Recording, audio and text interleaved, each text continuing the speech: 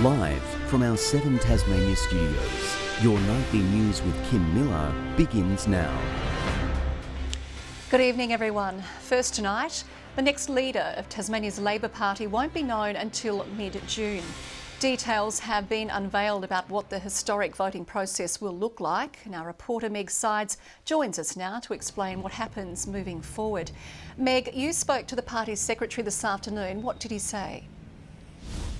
Good evening, Kim. Well, after weeks of leadership speculation, Stuart Benson today revealed a timeline for that process. But we won't know who the next leader will be until at least June 15.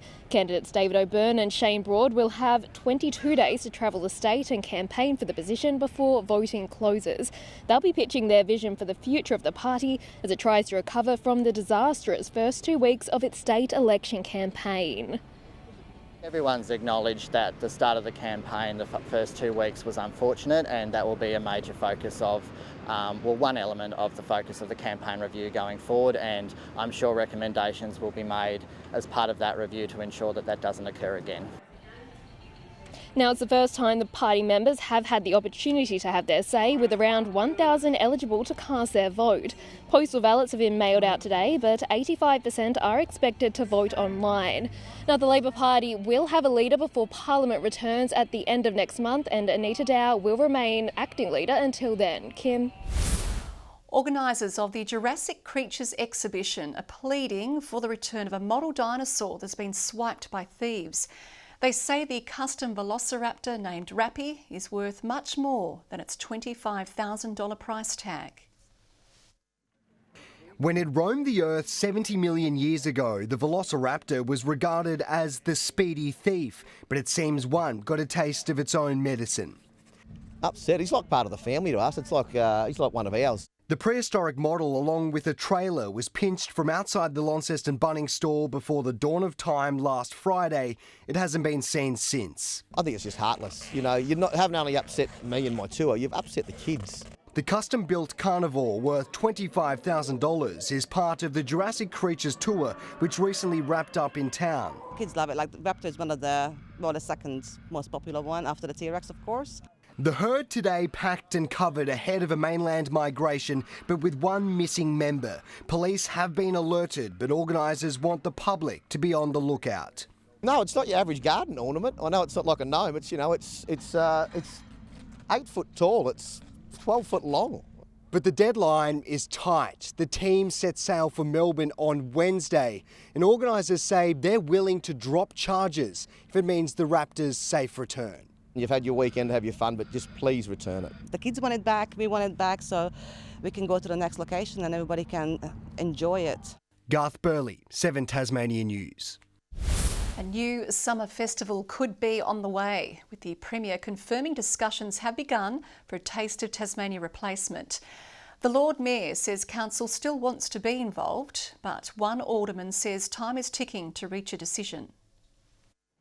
For 30 years, Hobart City Council rolled out the welcome mat for Taste of Tasmania, reflecting a healthy appetite from locals and visitors, 225,000 attending last year. Earlier this month, Council decided to stop running it, but Taste may have a second chance. It's very important that after having no Taste event last summer, that we have a Taste style event this summer on the waterfront. The Premier now looking to move discussions to the next stage. I would expect that we will move to an EOI very, very shortly, with a view to encouraging those that want to take part and play a part in this to come forward and work with government. Council's CEO has confirmed an interim event for this summer is on the card. The Lord Mayor says proposals are being put forward. A range of other event partners have said they're keen to do something, and we're certainly not standing in their way. Council ready to support new operators.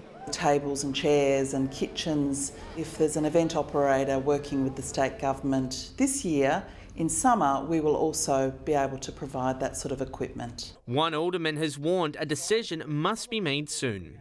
Event planning needs to be at least set prior to the end of June. while the tourism industry is confident the hunger for travel to Tasmania will sustain a summer festival. We're expecting this summer could absolutely be one of the biggest domestic summers, if not the biggest we've ever had, and I think people expect the Hobart waterfront to be alive. John Hunt, 7 Tasmanian News.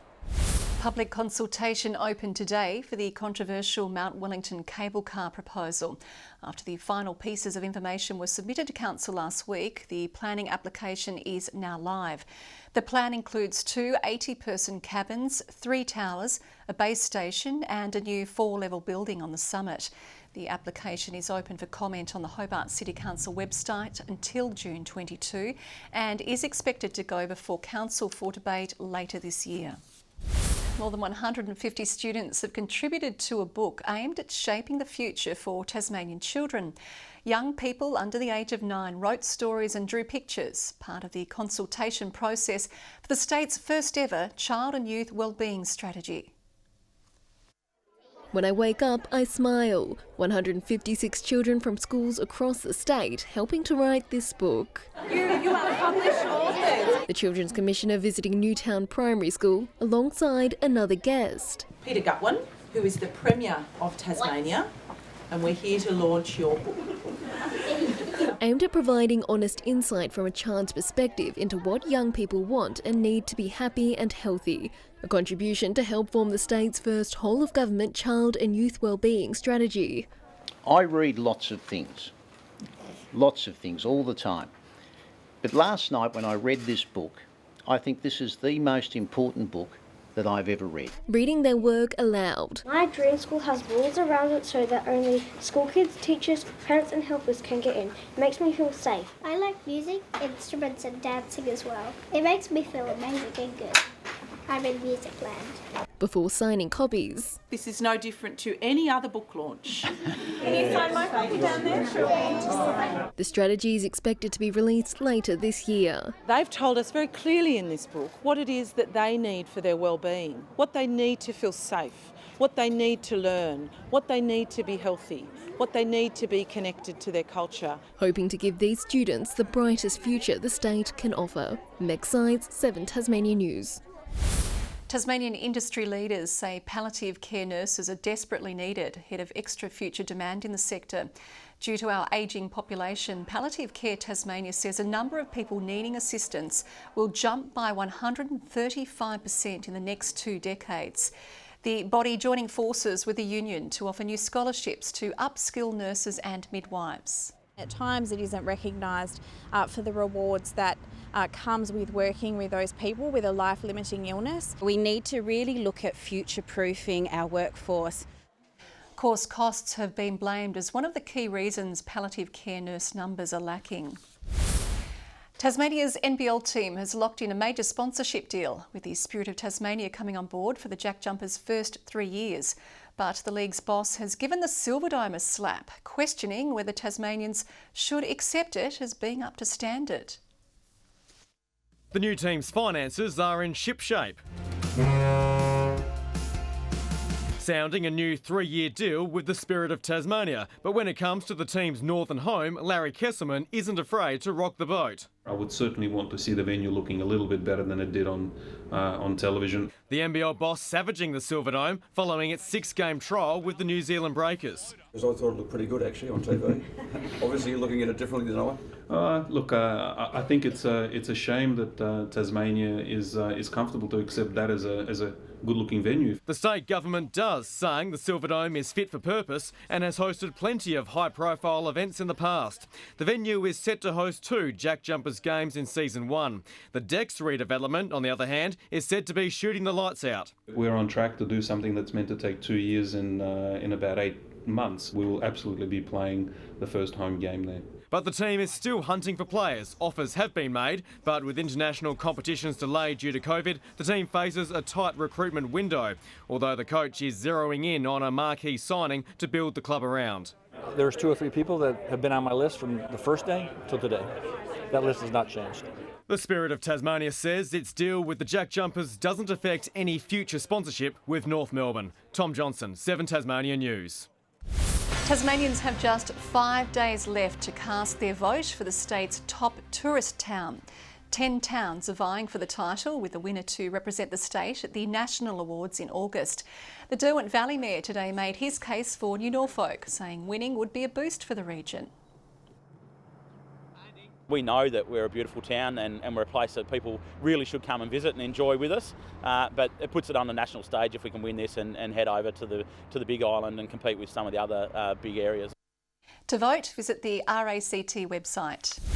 We'll run through the Cripps TSL Player of the Year votes now after round 8. Jay Foon is top billing for the Northern Bombers after that surprise toppling of their crosstown rival. The Tigers' Tom Wright is best on ground after demolishing North Hobart. Tyler Carter has 2 votes after booting 7. And Zach Bushner claimed 3 votes for Clarence in a big win over Lauderdale. Jake Hines is still nailed to the top of the leaderboard. Jay Foon has jumped clear into 2nd and Jay Blackberry is 3rd.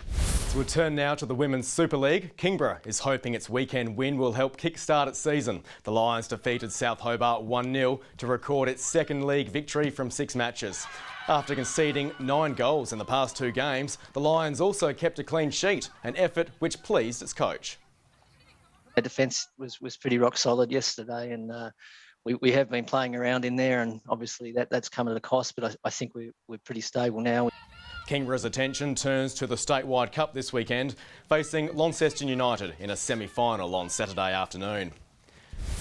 In appalling conditions, Stuart McSwain has run 3rd at the Gateshead Diamond League in England. Wet and blustery weather kept the pace slower than usual, with McSwain clocking a time 7 seconds off his national record. His next meet is likely to be in Doha later this week. Hobart Sarah Haywood has landed dual archery gold medals at the Australian Open in Sydney. She was on target in both the individual and team recurve. Launceston's James Faulkner will fly to the United Arab Emirates this week to play in the Pakistani Super League. The T20 tournament is going ahead in spite of the disastrous Indian Premier League, which cut its season short. He'll play in the Lahore Qalandars alongside fellow Hobart Hurricane Tim David. Good evening. Maximum temperatures were average to above average for most of the state today. Hobart and Launceston both 14, Burnie 15 and 17 in Devonport. 18 the high today recorded at the Friendly Beaches, Grove and Flinders Island. Strahan 17 along with St Helens. 16 on King Island and at Smithton and Low Head. Maria Island 15, Bushy Park 10 and Lyweenie a cold start of -1 and a high of just 9 degrees. High cloud pictured here over the state today with some lower cloud across the north. Here a frontal cloud band is seen extending from WA to the Southern Ocean, with high level cloud across South Australia, Victoria and Western New South Wales preceding the front. Another front lies over the southern coast of WA. Tomorrow the low and front have moved east to lie over the South Australia and Victorian border, with a high centre building over WA and the ridge over Eastern Australia slowly collapsing.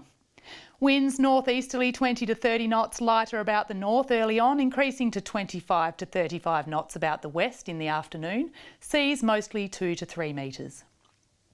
A gale warning is current for western coastal waters from Low Rocky Point to Stanley. A strong wind warning is current for all remaining coastal waters except Banks Strait and Franklin Sound. And a strong wind warning is also issued for the Central Plateau lakes. There is a warning for sheep graziers in the northern districts also. 20 degrees tomorrow in Hobart with late rain at times, 18 at Adventure Bay, late rain, and Tarraleah 14 with rain increasing. Rain in Launceston tomorrow 19, 17 in Devonport and 18 in Bridport, rain possibly heavy at times. Rain in Burnie and Marrawar 17, 19 at Strahan, rain there also. St Helens and Swansea, rain increasing 19, Whitemark also 19 but a mostly sunny day with some late rain. On Wednesday, showers clearing in the northeast in the evening and snow falling down to 900 metres in the southwest. Thursday, showers mainly about the west and far south, snow to 900 metres, lowering to 700 metres about the west and south. And showers about the east, south and central plateau on Friday.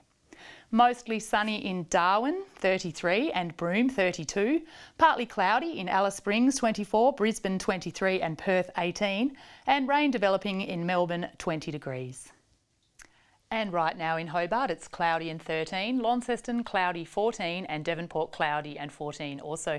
And it does look like you're going out in sympathy with that missing dinosaur wearing that top tonight, Kim. I do hope he's returned soon. Not sure I'd say thanks, Carmen, but I like to do my bit to fight crime. Thank you very much. That's your news for now. I'll be back later with updates. Thanks for joining us this evening. Good night.